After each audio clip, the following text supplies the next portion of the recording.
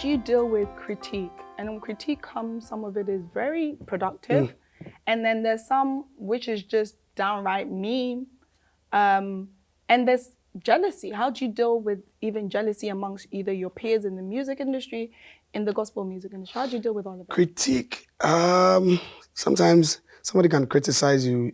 You can decide to be upset or take something out of it. There are times that sometimes it's not always false. There are times that if it might be that probably it may not be true though, but there may have been something that they saw that made them say what they said. So I feel like as time goes on, you need to sort of like evaluate yourself and pick it in a different way. Some of the amazing things by God's grace I've been able to do, they actually came out of somebody either pushing me too hard or somebody coming after me or somebody, sometimes, they say so much. I'm like, is it true? Okay.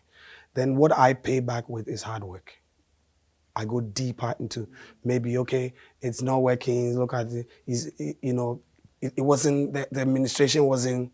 So I'm like, okay, maybe I need more of the anointing of God. I go deeper. Okay. So the more you push me, the deeper I'll go to be able to draw from, deeper wells. That's me.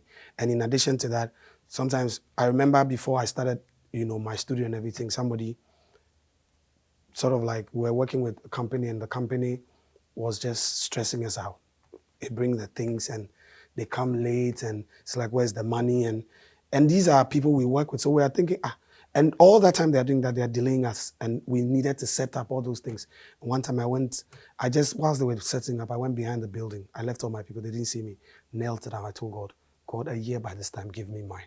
Your own studio. Not too long after that, God just started opening some doors, some breakthroughs started coming and then introduced me to other people and they started supporting. I started buying the stuff. And today I can say to the glory of God, we have enough. I mean, when we want to do a production, we just have to enter the studio. But the idea God has given, we just start working without the stress of, how are we going to afford this? We just get to do it. And it was part of somebody pushing me. And that also, so I believe that provocation is not always bad. Oh, 100%. But how you respond is what, creates that problem.